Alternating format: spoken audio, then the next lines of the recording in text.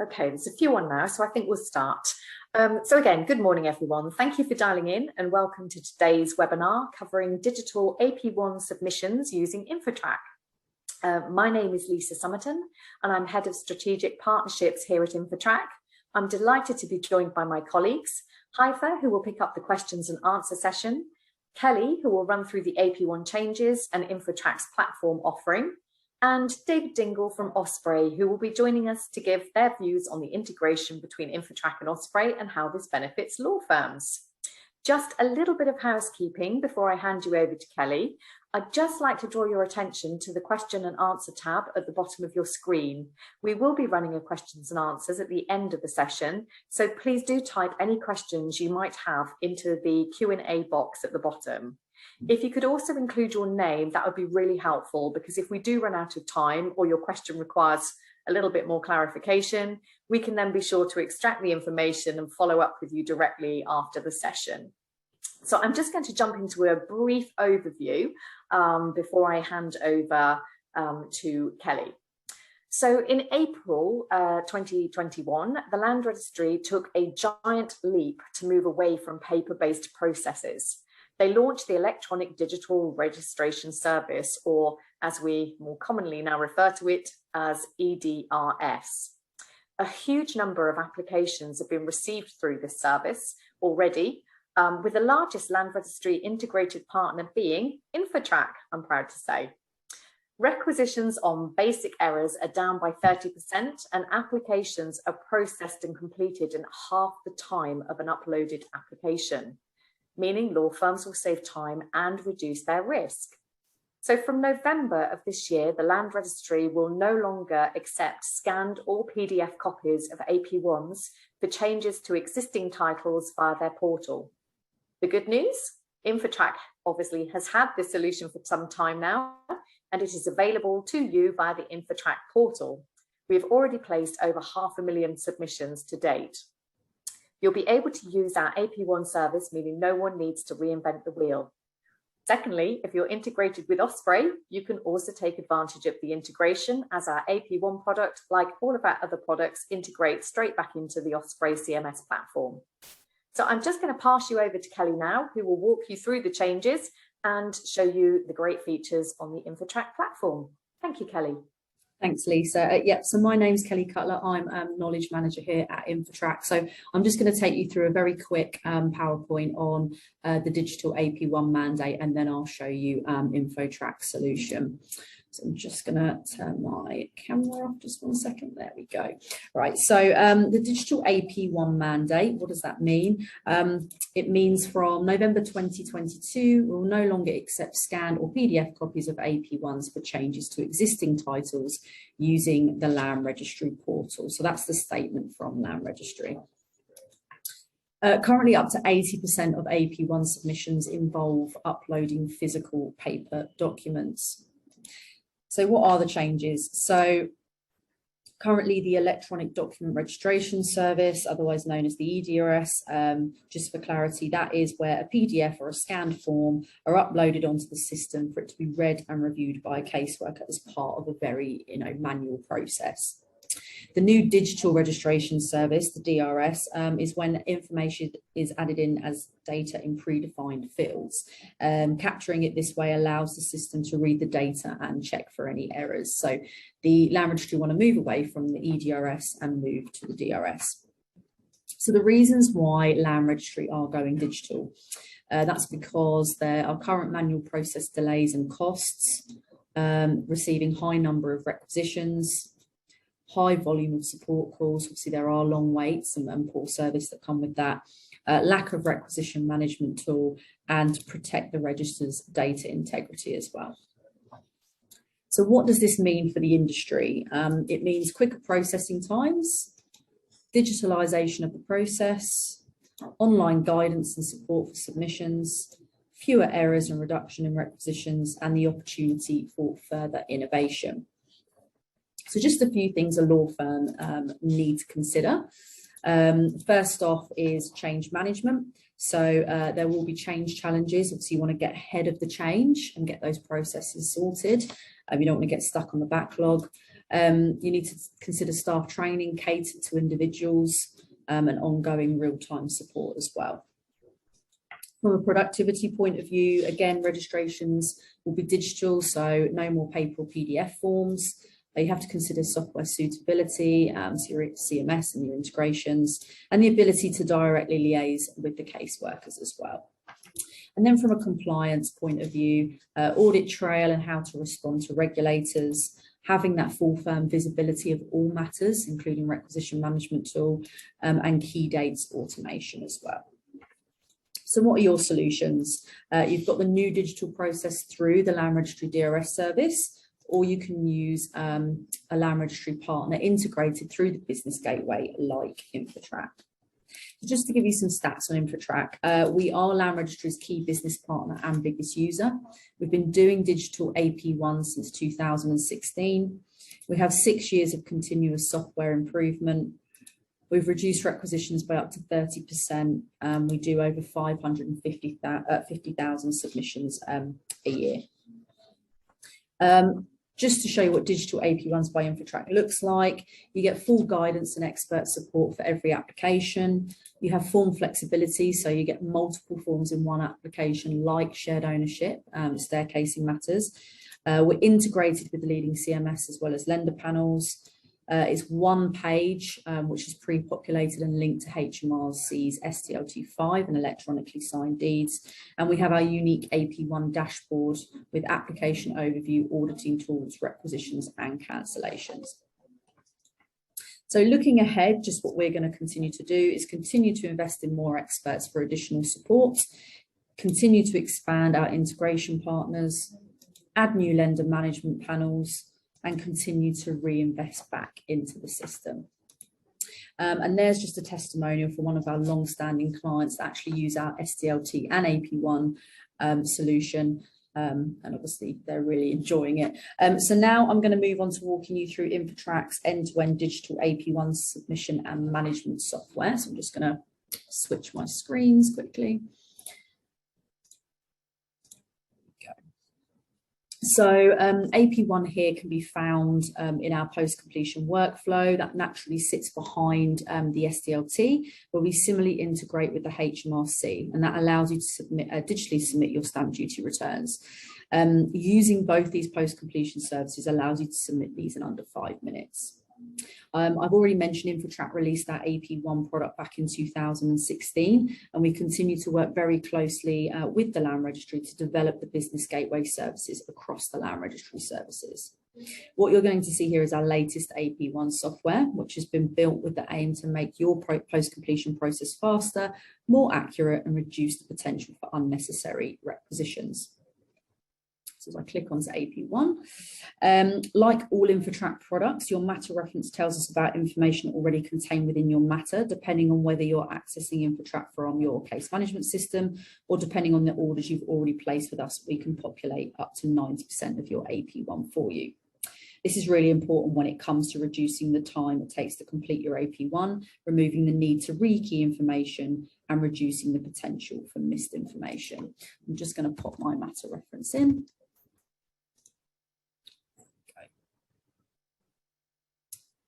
I'm just going to scroll down and show you that this is just one page, and you'll see that some of the information is already pre-populated across. So on this particular matter, I've already ordered a register and submitted my SDLT return. So as we work through the form, you'll be able to see how much information is already pre-populated for you. All required fields are asterisks, so you won't be able to submit your application with missing information. So registration type is our first required field.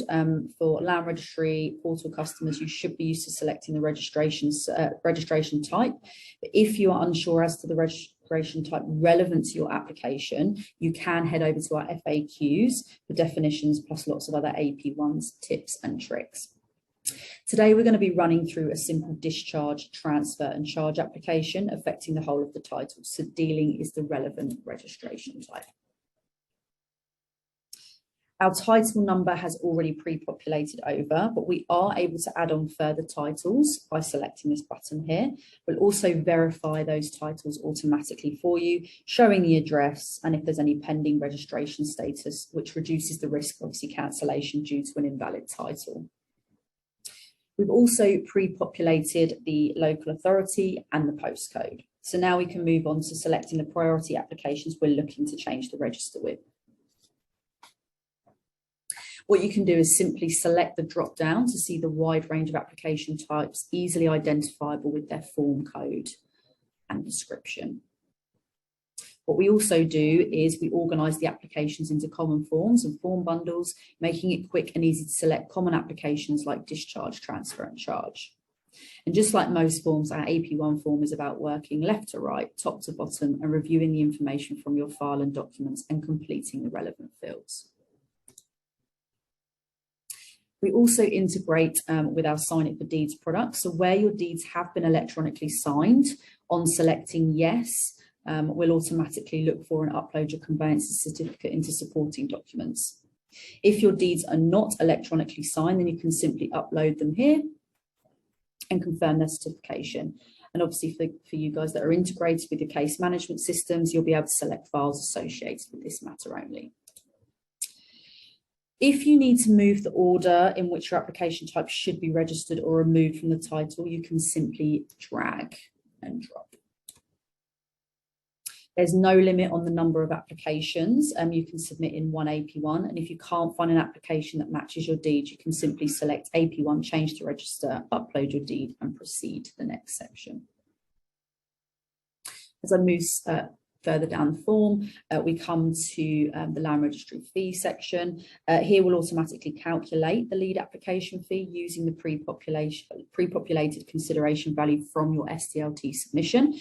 So no need for a fee scale or a calculator.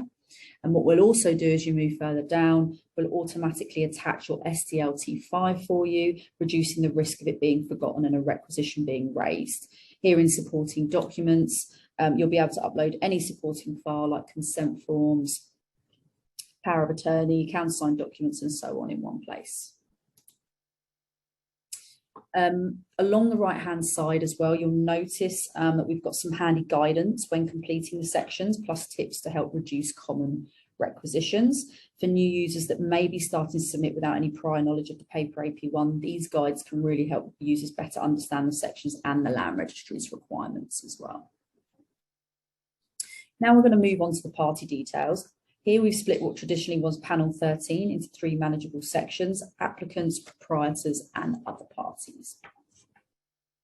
As missing or incorrect party information is a common cause of requisitions, we wanted to group information in a way where you can move through the sections consciously, ticking off the required fields from left to right without having to jump around the form or clicking through multiple pages.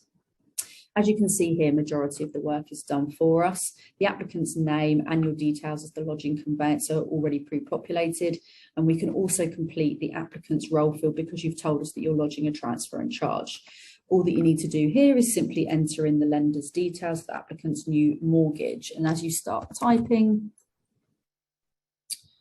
we'll suggest relative banks populating their address for service too.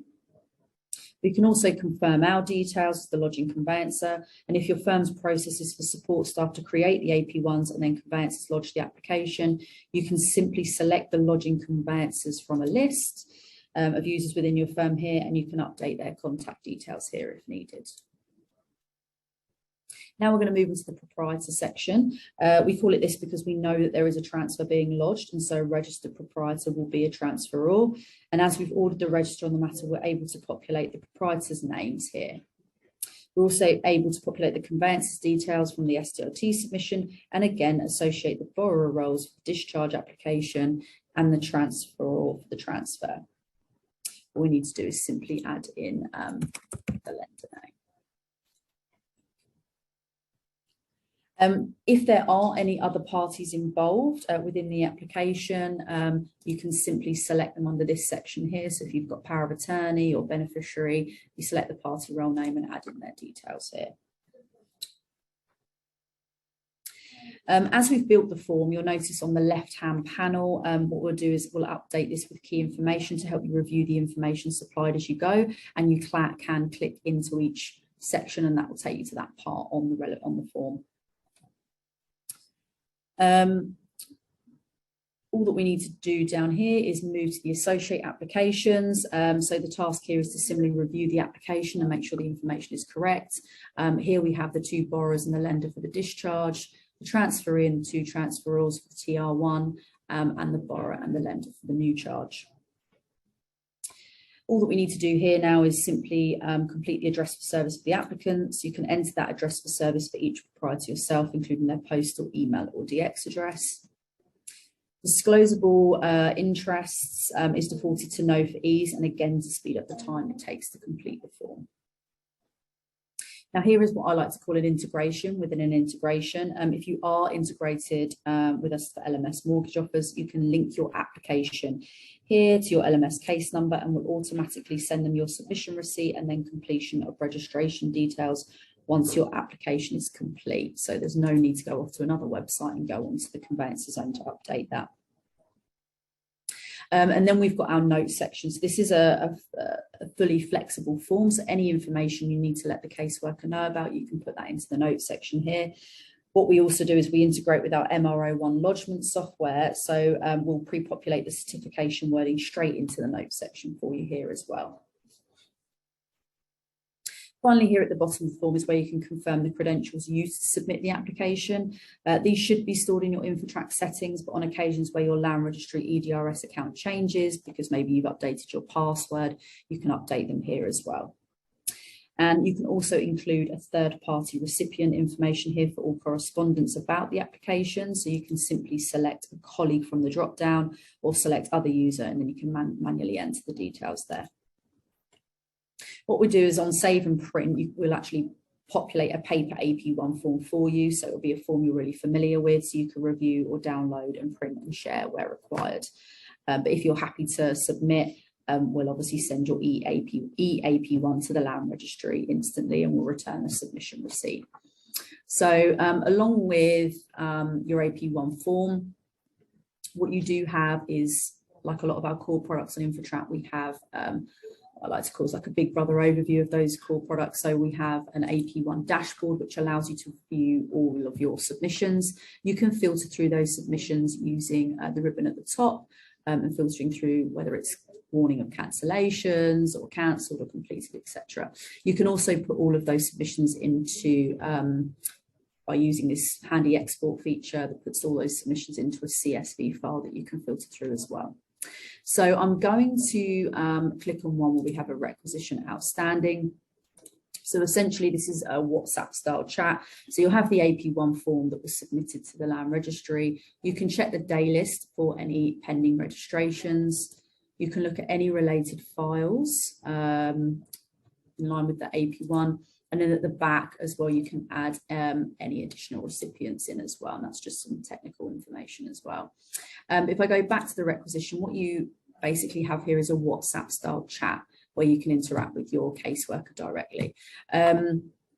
You'll receive a submission receipt. If you have requisitions, they'll be raised through here, and then you can free type to the caseworker. We do have some handy features as well. You can add any internal notes. So if you need to let a colleague know, you can request HMLR action. So if you'd like an update or an expedite or to expedite, you can do that through here as well. Again, FAQs you will see is throughout the whole process, just to help give you that guidance and support if needed. And this is where you can respond to the requisition. So we have this handy feature as well, which regenerate details. We know panel 13 is a real pain point. So what we've done is, let's click on these parties here. If I know there's a spelling mistake or something like that, I can make that change. And what it does is it will put it in a format that we know the Land Registry is going to accept, preventing further requisitions being raised. You may need to amend the conveyances details, the party roles, add a party role, add supporting documents, and you can do that all through here. But as I've mentioned, this is completely free type box, so you can put anything you need to let the caseworker know about here. So along with our dashboard as well comes our handy calendar. That's going to give you your OS1 priority and cancellations, AP1 cancellations, so you can be super organised and you can see what's upcoming. So that is InfoTrack's AP1 solution. I'm now going to hand over to Dave.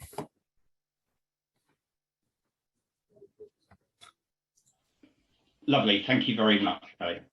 I just wanted to make a few brief points about the integration with InfoTrack and Osprey.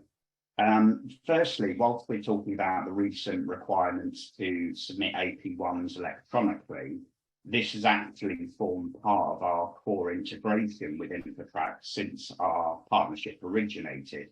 So really just mentioning that so you can be rest assured that this is part of a tried and tested solution which is out there being used already via our client base. Secondly, just to mention that whilst Kelly was running through her demo, you may have seen her manually select and enter a client and matter details. If you're using the integration between Osprey and InfoTrack, then you'll already be within that client and matter within Osprey, and it will pre-populate that into InfoTrack automatically. So all of the data comes from Osprey and seamlessly integrates into the InfoTrack system. And really that removes the complete duplication, copying and pasting of information across multiple platforms. In terms of how the data is entered into Osprey and transferred to InfoTrack, this can actually all be incorporated into our automated workflows. Now, we appreciate that the profit margins associated with conveyancing are pretty tight, and the automated workflows are really designed to provide you with those efficiencies and reductions in administration, which I'm sure will be appreciated. We've even gone a step further and we've incorporated and designed dedicated InfoTrack workflows. The workflows are designed to take you through the process of capturing all of the information required by InfoTrack. We'll capture the right information at the right time, and then we'll use that to pre-populate all of the corresponding service areas within InfoTrack. And that obviously includes the AP1 submission, which we've just seen.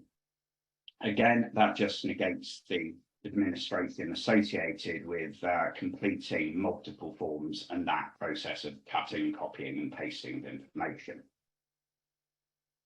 Finally, if anyone is interested in seeing the integration in further detail, so an example of entering the data into Osprey via the InfoTrack workflows, and then seeing that information passed into the InfoTrack services, then we'd be more than happy to facilitate that process for you. You can simply get in touch with our support team, and then they will organise a quick demonstration so that you can actually see the entering of the data into Osprey, the passing of that information into the InfoTrack system, and we can also show you the data coming back from InfoTrack directly into the matter history. So yeah, please feel free to reach out to our support team. So thank you very much. That's all I have to mention. I'm going to pass you on to Hyphen now for any questions and answers. Thank you, Dave. So we have had a few questions come in from the audience. I'm going to jump right into it. If you do have any more questions, please do submit them whilst I'm having the next few questions answered. The first question is for Kelly. Do you need to lodge a paper AP1 form? No. So on submission, you're sending the Land Registry an electronic AP1 form as data. Okay, thank you. And Is one user able to create an AP1 draft and another user able to submit the application? Yes, absolutely. Yes. And another question we have is, does everyone in my firm need EDRS credentials in order to launch an AP1 via InfoTrack? No, so sorry, so you said, sorry, what was it you said, the EDRS credentials? Yeah, so does everyone in the firm need an Oh, no, sorry, yeah, not everyone needs credentials, no, only those acting as the lodging conveyancer, that's right. Okay, thank you. And the final question we have here is, am I limited in the type of applications I can submit? No, not at all. All right, great, that's wonderful. Thank you. Another question that's just come up, actually, I don't know if you spotted it. Do you have a manual that we can access who those of us that learn better with manuals, for those of us that learn better with manuals? We have videos that we can share, but we've also got the account managers that will be able to help work through, not necessarily a manual. Your account manager will help train, but we do have videos that we can share potentially to be able to help you through the process. Just to add, actually, we do have our amazing help desk team as well. So on any applications or requisitions, whatever it might be, they can handhold you through the process as well. So they're a great asset to have. Super, thanks for that. Thank you. Okay, so we have another question. You do. Oh, no, It's just a response. Thank you. Wonderful. So yes, that's all the questions I think we have now. I would like to say a big thank you to everyone for joining us today. I hope you all found this session helpful and informative. So if you have any other questions, you can submit them via the email address on the screen, or reaching out over the telephone or to your account manager, who will be able to assist you. This session is being recorded, so we will send you a copy that you can refer back to. All that's left to say is thank you so much for joining us, and have a lovely rest of your day. Thank you. Thanks, everyone. Thank you. Thank you.